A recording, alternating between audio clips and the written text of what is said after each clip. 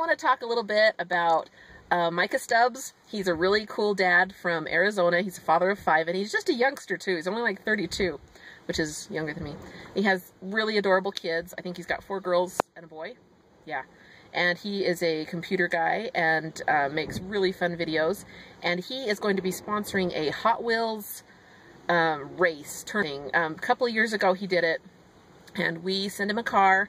And I was so excited because he said CJ's the winner, but it was a different CJ. So anyway, and we were going to graphite the wheels and everything and make it super fast, but we just never got around to it.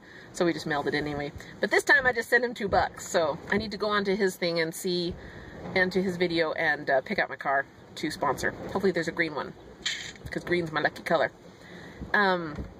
Anyway, and I think there's going to be prizes and stuff. I don't know. We'll see. He said he was hoping to get some sponsorship from Hot Wheels.